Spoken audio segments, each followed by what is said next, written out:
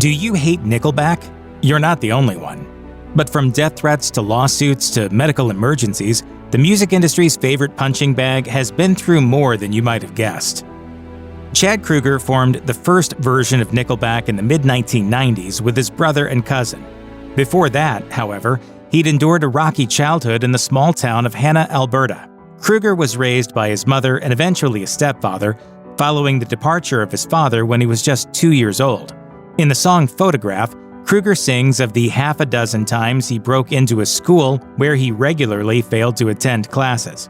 In reality, young Kroeger was convicted as a minor on a charge of breaking into his junior high, for which he spent 2 months in a juvenile detention facility. Had he not discovered music and taught himself how to play the guitar, Kroeger believes that he may have gotten into the drug trade. He once told Maclean's, "I'd probably be in jail. I'm the type of guy who always wants to cheat the system somehow. The music business is perfect for that." Back in 2002, Nickelback sat at the top of the mainstream rock world. The singles Too Bad, Never Again, and How You Remind Me topped the Billboard Rock chart and also ranked high on the pop list, while the album Silver Side Up was on its way to selling more than 6 million copies. Nickelback were popular, in other words, but that didn't always translate into support from their live audiences. In August 2002, Nickelback played a music festival in Portugal. Early in the band's set, Chad Kroeger asked the crowd whether there were any Nickelback fans in the country. The response was vocally tepid, but otherwise surprisingly violent, as the audience hurled bottles and rocks at the band during the first song of the set. Kroeger then asked, "Do you want to hear some rock and roll, or do you want to go home?" Kroeger finally gave up just partway through the second song, shouting, "See ya," and brandishing a middle finger before leaving the stage under a hail of projectiles. Guitarist Ryan Peake later suggested that only a relatively small portion of the crowd had been actively hostile towards the band, however. He also blamed Nickelback's recently released power ballad, How You Remind Me, on their frosty reception. That was when How You Remind Me came out, and we were put on it was a metal festival. Yeah, there was some very heavy I'm not so bands sure there. we really had any business being on there. Dimebag Darrell's murder during a 2004 Damage Plan show was both shocking and tragic. Just over a minute into the band's set, Nathan Gale, a 25-year-old Marine recently discharged after a paranoid schizophrenia diagnosis, headed toward the stage and discharged his firearm into the crowd. Darrell died, as did 3 others. Gale himself was subsequently killed by a police officer. Damage Plan had been created by Darrell and his brother, Vinnie Paul Abbott. Together, they had once been members of Pantera. As it happened, Pantera ran in the same circles as fellow hard rock band Nickelback, and the two groups struck up a friendship. In 2019, Nickelback bassist Mike Kroeger told Silver Tiger Media, "It was so fun to know those guys. They were one of a kind, larger-than-life personalities, just how you'd imagine. The story of Dime and Vinny, it's a pretty tragic story."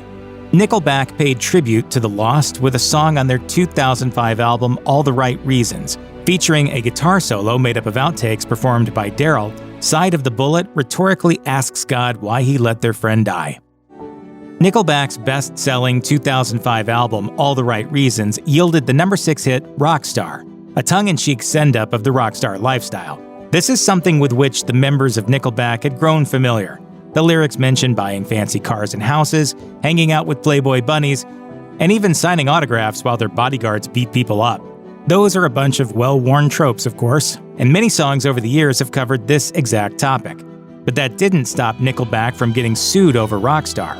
Texas musician Kirk Johnston filed a copyright infringement case in 2020, alleging that, when he first heard Rockstar in 2018, he thought it sounded strikingly and egregiously similar to Rockstar, a song he'd written in 2001 for his band Snowblind Revival. Johnston's Rockstar appeared on a recording sent out to multiple labels, including the parent company of Nickelback's Roadrunner Records. He accused the label and the band of conspiring to steal Rockstar and turn it into Rockstar. In a court filing, Nickelback asserted, "The two songs sound nothing alike." Johnston failed to identify any specific lyrical similarities between the works at issue. In 2023, a federal judge threw the case out of court, ruling that Johnston's claim bordered on the absurd. A judiciary panel upheld the appeal in 2024, ruling, "These broad categories are mere cliches of being a rock star that are not unique to the rock genre." A Canadian pop-rock power couple for the ages was officially forged on July 1st, 2013, when Chad Kroeger married Avril Lavigne. The pair met in March 2012, became a couple that July, and married in France on the one-year anniversary of their first date. Kroeger told People magazine, "We think it's very cool that our anniversary will always be on Canada Day.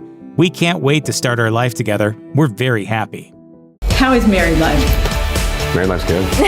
I mean, for the 90 days that we've been married. The romance fizzled out very quickly, however. Slightly more than 2 years after the wedding, Lavigne announced on her Instagram page that she and her husband had split up. She wrote, "It is with heavy heart that Chad and I announce our separation today. Through not only the marriage, but the music as well, we've created many unforgettable moments. We are still, and forever will be, the best of friends, and will always care deeply for each other." Nickelback's Chad Kroeger possesses one of the most distinctive voices in all of hard rock. For that singing voice to change or even go away entirely would constitute a tragic blow to his livelihood and creative output. But this became a very real possibility when he was diagnosed with a vocal cord cyst in 2015.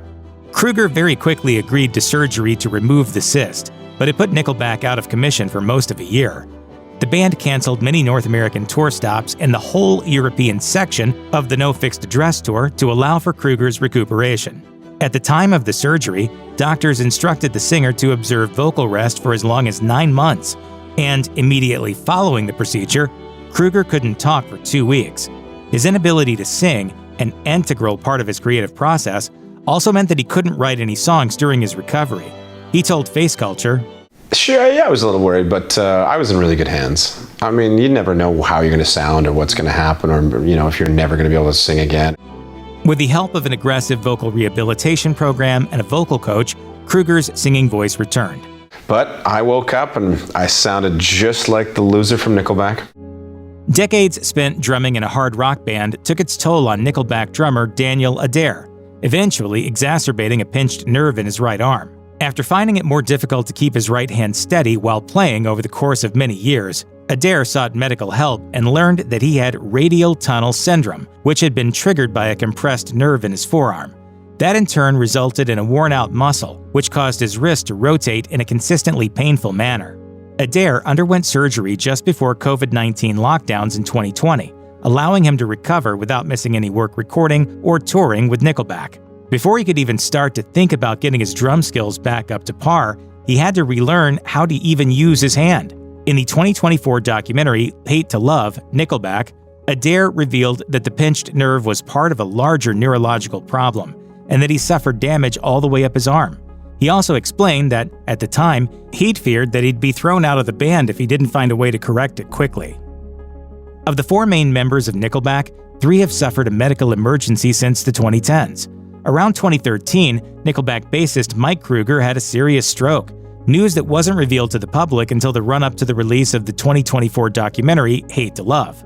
Kroeger's stroke hit when he was in his early 40s, while he was exercising. He was quickly hospitalized, and during what would ultimately become a 2-week stay, doctors weren't initially sure if the musician would survive. To provide Kroeger with some privacy during that fraught time, the band cited Chad Kroeger's vocal issues as the reason for canceled dates on their 2015 concert tour.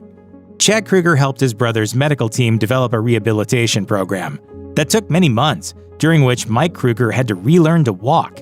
He later told Grammy.com, "I feel like all of these fragile human moments that we had, my brain blowing up, my brother's vocal cords going bad, and Daniel's very complex condition, and also with COVID, we got shown in a very short period of time how fragile this situation is, and how lucky we are to be able to do this." The least rock star thing about me, I sing in a band called Nickelback. You're not supposed to laugh that f***ing hard. Nickelback is often considered among the worst bands of all time, despite also being one of the best-selling acts ever. A lot of people love Nickelback, but plenty more hate the band's blend of hard rock and pop, and they're often vocal and pretty mean about it. A 2011 poll by Tastebuds.fm named the band the #1 musical turnoff. Soon after, an online petition aiming to remove Nickelback from a halftime performance at a Thanksgiving Day NFL game gathered 40,000 signatures. In 2016, a police constable on Prince Edward Island publicly threatened to punish suspected drunk drivers by forcing them to listen to Nickelback. A year later, Arnold Schwarzenegger said Congress was as well liked as sexually transmitted diseases, dental procedures, and Nickelback. Speaking about this, Chad Kroeger told Billboard, "We get that all the time. We've never really been a critic's darling or anything like that. The people speak, we sell a lot of records and fill a lot of arenas. But these musicians are real people, and these things affect them." Kroeger once told Bandwagon, "Initially it kind of hurt our feelings. I think it's safe to say anyone in the world would feel that way if people were saying negative things about you." Bassist Mike Kroeger has also revealed that the abuse and contempt sometimes went too far, explaining that the band's most vocal haters had been verbally attacking their families and even sending death threats. Not merely the target of snark from the general population, Nickelback quickly became the most hated band in the music industry, earning scorn and derision of several other musicians. In 2002, Stone Sour leader Corey Taylor criticized Nickelback in an interview with Rock Sound. Speaking about their shared record label, he said, "I'm glad they could use our money to make f***ing Nickelback happy, those f***ing pretty boys, and the lead singer looks like Shaggy from Scooby-Doo." I'm so scared. I wish I had a ham sandwich to calm my nerves. For his part, Chad Kroeger branded Stone Sour Nickelback Light in a 2017 interview with Metal Covenant. Meanwhile, Black Keys drummer Patrick Carney once told Rolling Stone, "Rock and roll is dying because people became okay with Nickelback being the biggest band in the world, so they became okay with the idea that the biggest rock band in the world is always going to be shit." Kroeger wryly responded on X, formerly known as Twitter, writing, "Thanks to the drummer in the Black Keys calling us the biggest band in the world in Rolling Stone."